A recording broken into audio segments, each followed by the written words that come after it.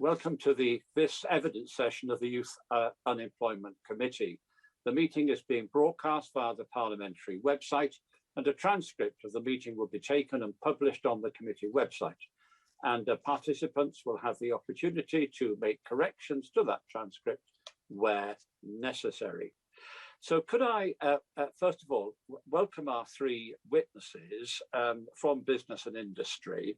And could I just ask you to say very briefly who you are and the organisations that you represent. And I'll then be asking you my first question. So quite a brief start if we can. Okay, thank you. And then to Lauren, please, on behalf of City and Guilds.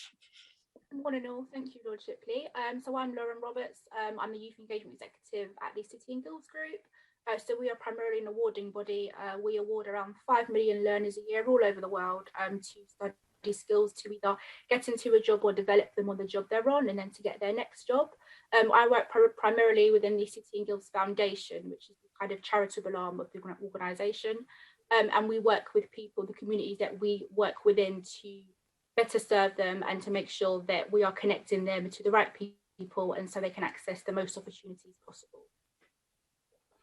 Well, thank you all very much and welcome again from us. And my first question really, you will have heard, I think, most of the previous session.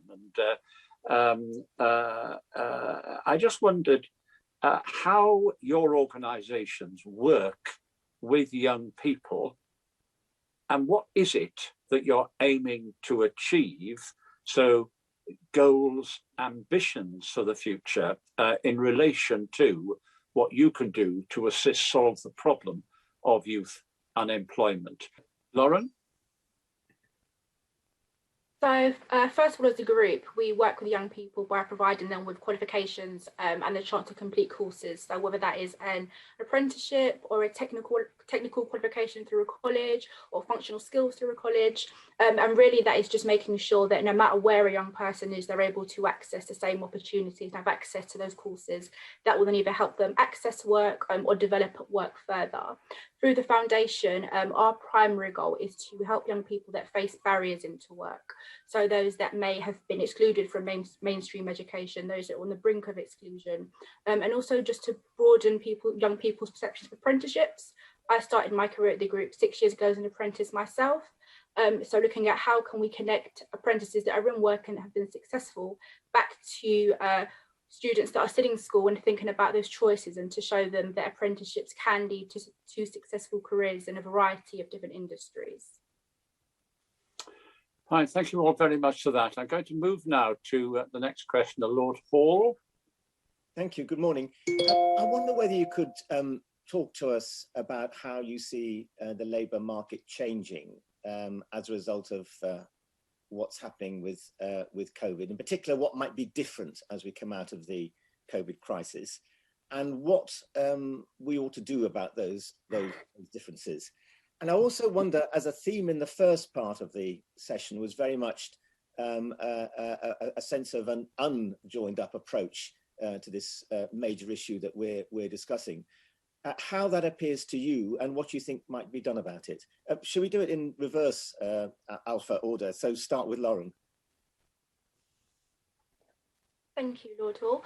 I would say that one of the biggest changes that we've seen and kind of already coming through is quite a lot of the careers and kind of the jobs that young people tend to do at kind of that young age have really been diminished. So looking at some of the industries that a lot of young people will join to kind of firstly grasp those transferable skills that they can take into further education or to further employment have really been diminished. So I would say it's looking at how do we help young people to still develop and evidence those skills through other activities or through other government initiatives where they're still able to prove that they have attended work and they've worked on their communication, they've worked on all those skills that regardless of what career they then choose to go into, they're still able to build on.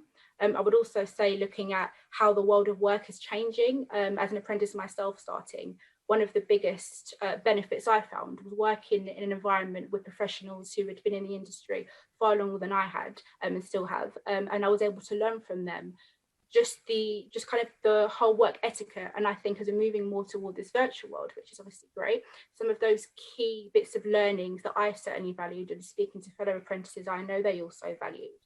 They really help to build your character at work and build your confidence kind of moving into your next role. So how do we ensure that we're still giving young people chances to access those opportunities while the world of work is changing? Makes a lot of sense, Lauren. So does that mean targeting sectors which are going to grow potentially in the future, and in a way backing away from those areas which we've traditionally gone into, young people have gone into first? I would say it's about looking at where the opportunities are for young people. Creating work experience is great, obviously, but if you're creating work experience or you're pushing people towards an industry that at the moment doesn't have a clear future, I think what you'll find, and I've certainly found myself as a young person, is competing programs which are great and offered me some great skills, but at the end there was no job, and I was just cycling through different programs, really with no kind of end goal other than I've got another thing to put on my CV, but I'm still unemployed. Yeah, thank you, Lauren. It's really clear. I'm sorry, thank you.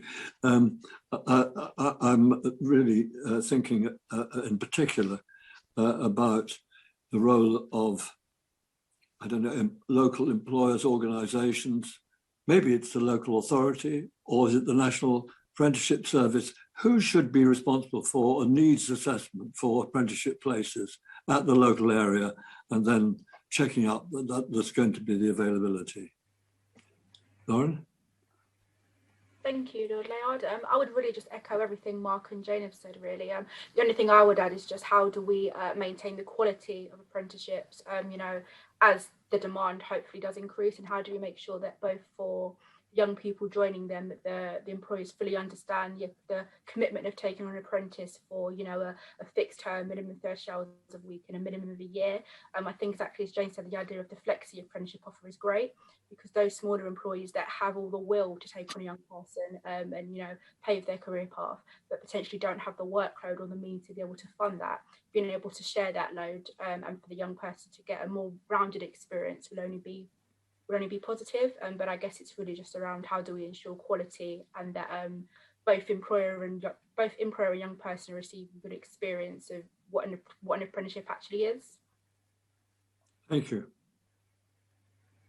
Thank you all for that response. Could I move now then to Baroness McIntosh for the next question?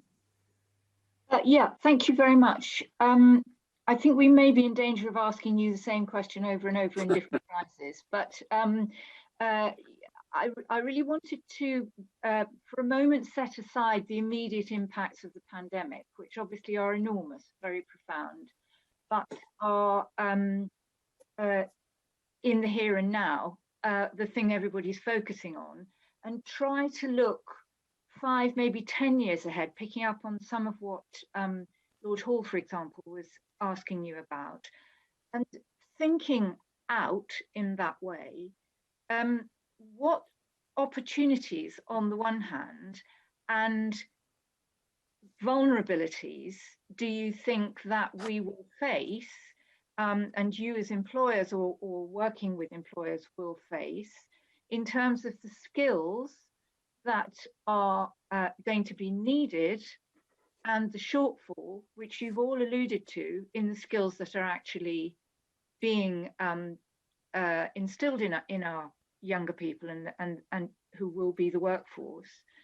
And what do you think that skills providers, and I include the whole of the education system in this and beyond, what could they do better to try and match what is being taught or given as experience to young people, and the needs that we will have, not tomorrow, but in 5 years or 10 years' time, as much as you're able to see them? Sorry, I should have said, Lauren, why don't you start? You start, yeah. Thank you, Baroness McIntosh. I would say, exactly as you said, kind of moving away from the immediate needs. I would say it's just really looking at how do we best equip people with the skills needed to transfer between careers, especially young people, looking at the fact that, you know, the generation coming up is going to change career more than any other generation before them. And how do we equip them with the skills needed to move throughout careers as they progress? I think exactly as Mark alluded to, many of the careers in the next 5 or 10 years that we will be seeing don't even exist yet. Yeah. So how do we embed? Lauren, could I stop you, because I agree 100% with what you're saying, but what I'd be really interested to know is what you think from your immediate experience, perhaps as quite a young person, if I may say. You're probably closer to the education system than most of us in the room. What would you say are the obvious ways that could begin to happen that are not really quite embedded yet? For example, in relation to the curriculum or the way that young people are encouraged to learn. I would say one of the biggest, I mean, it's already started to happen, as Jane said, but just employers having a lot more of a say in apprenticeship standards is a great one.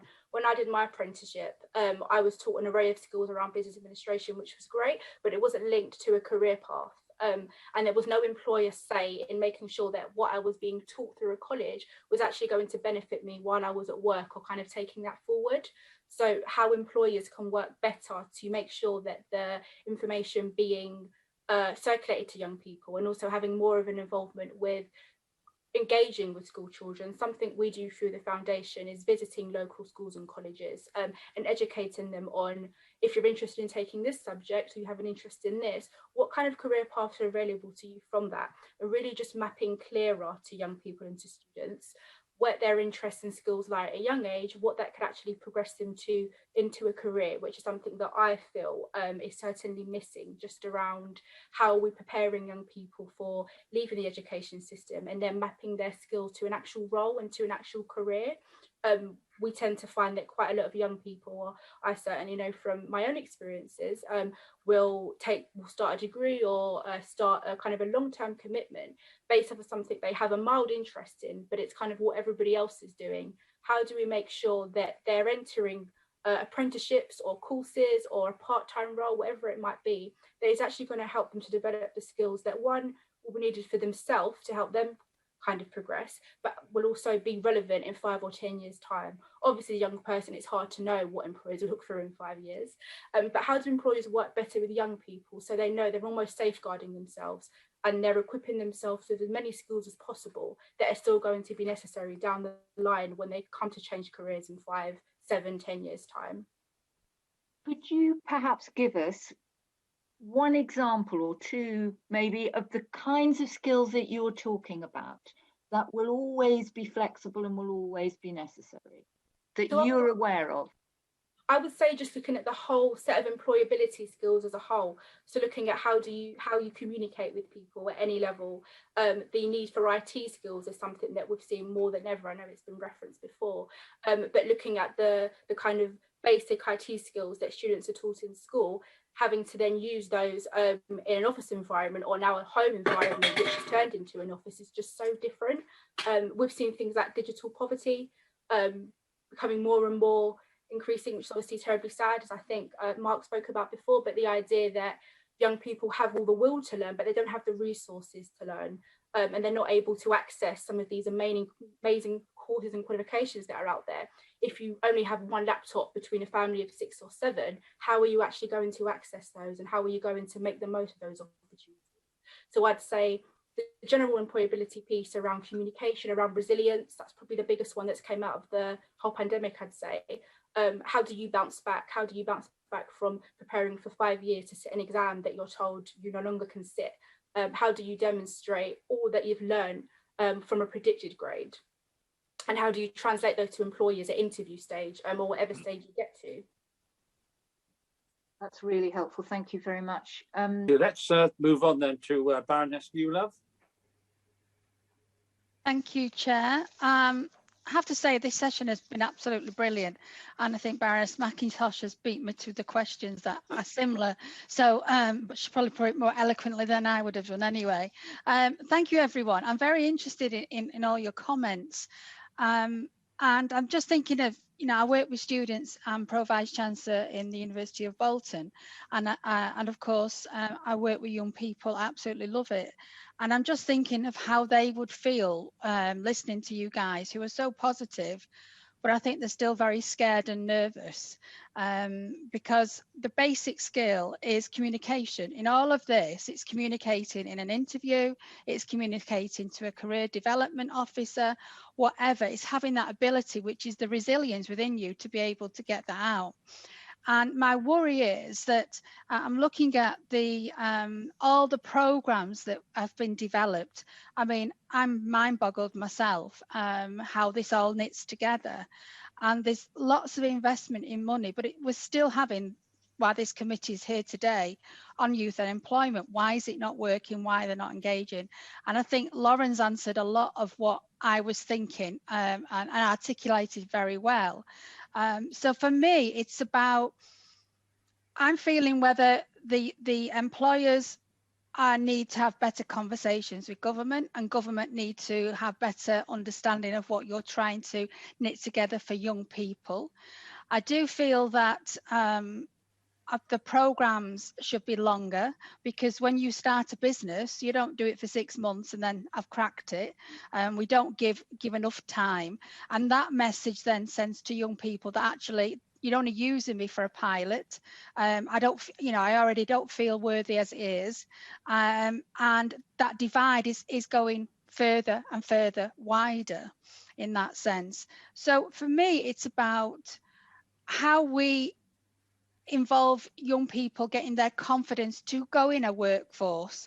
I do believe we've dismissed practical skills to our detriment now, and I think now with digital workforce, and sadly with the pandemic, flexible and the digital platform is going to take over. And that brings me back to the very beginning of the conversation is we are losing that communication again. Everything's digital, so they don't have to have that conversation. And I do worry also, social media has a lot of influence on young people as well. So I would like to ask all three of our witnesses really in to say what, and you know, what is it is truly missing out of all these programs? Why are we not having really good positive for all young people to go into the workforce? Why are we still having sectors of NEETs, which I'd hate that name, NEETs. I think it's everything's negative for young people, and people who feel that they're not as wealthy as and they will not be picked for good jobs. I just want to really around, you've said everything possible. I just like a personal view of, you know, for me, this language, I just feel sorry for the young people, because we keep governments past and for, you know, what we've got now, you make these programs to fit around political and policies in sense, but actually we've got to strip it right back and go to the basic and say, what does that young person really want? Because no one size fits all. So I'll be quiet now. I'm really interested if you can take anything from that to give me some responses. Whoever wants to go first. Lauren? Thank you, Baroness. I have a really great question. I agree with absolutely everything. I think it's a really hard one, because you have all of these government schemes which are amazing, but as you said, they can be very tricky for both parties. You have employers who are very keen to invest in young people and, you know, want to do all they can to offer opportunities.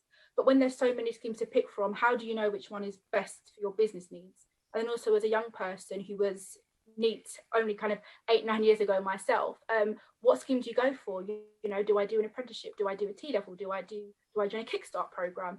Do any of those lead me to a real job at the end of the day, as I kind of referenced earlier?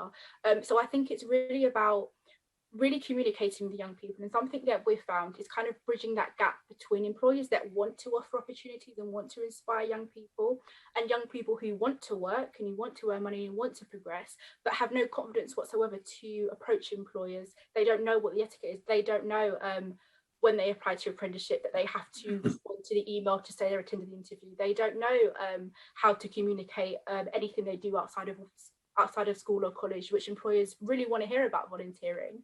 I've had dozens of young people ask me, can I talk about the fact that I'm a Scout? Can I talk about the fact that for the last 10 years I've volunteered here? So I think one of the key things is how do we have employers interact with students and young people before they get to that stage, so young people aren't so scared and frightened of the first time they ever interact with an employer. They're at their head office in central London and they're stood there in their suit and they've got no idea. How do we kind of break that door so they're not these big scary people that, you know, holding the key to their future, and they do take interviews seriously and formal, but they understand more the value they have to give to an employer also, and how do we do that? I think it's about opening up opportunities before, having employers work closer with schools and colleges and speak to young people about the opportunities in their organisation, rather than a young person just finding it online, applying and then turning up without any real help or guidance on how to succeed. Thank you, Lauren. That's very interesting as well. Thank you. Can I just ask one supplementary, Chair, just in a sense of, for me, I think it's, whatever age, when I became Victims Commissioner, and I tell this to kids in schools and colleges, is that, I was 49 having an interview at 49 in front of 5 civil servants, and I've never had an interview by civil servants in my life. I come from a very working class background, but after that presentation I went to the pub and had the biggest glass of wine, because I was absolutely, bottling it inside, to be perfectly honest. And I've always, I've got 3 daughters who will say, oh, you're good as anybody else. And I just think for me, it's about understanding that ability to be able to communicate. So maybe with all of this, maybe we need to look in the job centres to put the young people to a different job centre, because some of them are absolutely appalling. And that's not for you guys to answer. But I just think if I work very much with on-site youth zones, and I'm not plugging that, I've got no interest or whatever or anything like that. But what they do have, they create English and maths in a different way, is that they describe an item, they look at pricing an item, they sell an item and put the profits back into the youth zone. And these are people that don't really go with this formula of education. And I just think sometimes all these systems that government put in place, and I'm a Conservative peer, by the way, is the fact that we're absolutely blocking creative entrepreneurship from a young developer that needs to do. And I'm just wondering whether businesses need to look at that person who's coming for an interview, maybe can see a different angle that person could go into, and we could actually steer them in another angle of another position in that company.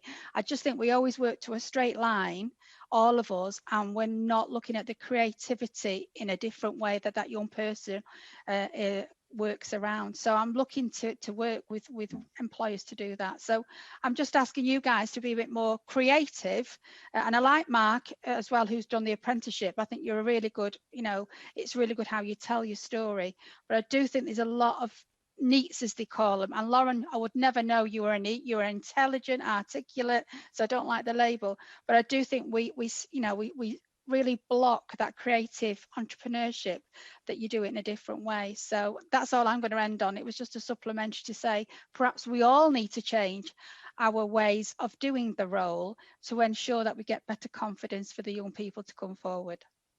Lauren, last word to you on this question. Thank you, Lordship. Thank you, Baroness Newlove. I would just say exactly, I think it's about giving employers the confidence to signpost young people, and that if a young person you're working with is potentially not right for the role, or maybe even the organisation, employers having the confidence to know what is right for that young person, and so I think that the biggest thing I find is young people not receiving feedback after interviews and not knowing what they've done wrong. So you're cycling through rejection emails after rejection emails, and never knowing where you can improve. So what more can employers do to make sure if you are letting down that young person, you're either signposting them or you're giving them any feedback to learn from, because that's what they'll find most valuable at the end of the day. Okay, thank you all very much for that. I want to move now to Lord Story, and I'm going to make this the last question of this section, because the question Lord Woolley would have asked, I think probably has been covered already. So Lord Story. Well, my question is really a question that we could take a whole session talking about, and probably we will have to do. So I'm talking about mainstream education. I'm talking about how we organise our education for young people. Currently, we have a very knowledge-based curriculum with an EBAC, which doesn't, for example, include digital or technical or creative subjects. The government wants by 2025 to have 90% of young people doing that EBAC. GCSEs, are they fit for purpose? What about summer-born children, A-levels, BTEC, and then we go on to T-levels. So a whole range of issues there. And I just think that perhaps if you just pick on something that you feel passionate about and want to pursue, then we can come back to this at a later date. I was quite shocked when how can I say this carefully? When a left-leaning, socially aware academic said to me, well, at least with the 11 plus, the children who fail the 11 plus at least got, in many areas, a damn good technical education, where now we have an education system which is geared towards the academic pupils. And Lauren, you probably, you don't mind me saying, is probably one of the youngest members of this opportunity to talk, probably has the most recent experience of mainstream education. Have you any thoughts or suggestions? Thank you, Lord Story. Yeah, I would say really just touch on everything that we've kind of said already in this hour. It's really just around those misconceptions and how do we change them. When I left school, it was brave to go to college and do a technical qualification rather than going to sixth form. It was even braver to do an apprenticeship when nobody really knew what the end goal would be. You know, do you get a qualification? You know, are they going to pay you? Was the first question that I was asked quite a bit. So I guess it's really just around how do we show people of all ages, whether it's parents, whether it's careers advisors, whether it's students, the progression that an apprenticeship or another type of education can get you. And I think as we've had such an increase in the newly developed or newly kind of taken up degree apprenticeships, as we see some of those people completing and, you know, completing kickstart programs or T-levels or whatever it may be, how do we reconnect them back? How do we connect them back to the young people making those decisions? So they hear from those, you know, when I was making my choices, I had an assembly every week from university. I never heard from an employer. So it was quite clear that was the route that everybody was going down. So how do we make sure that we're linking those kind of success stories back to the young people that are making those decisions, so they are aware what the routes are, and if university is for them, that's great, but if it's not, they have other options that are just as valuable and probably more beneficial to them as individuals. Thank you, Chair. On behalf of the committee, can I thank our three witnesses for a splendid session. It's been exceedingly valuable, pointed us in a substantial number of directions. If there are further things you can think of that you'd like to say, our call for evidence is launched on Thursday, so we'd be very, very happy to receive anything in writing from you as well. So can I thank you again on behalf of the committee for your contribution, which is deeply appreciated, and draw this session to a close, and the committee will go into Teams in about 2 minutes.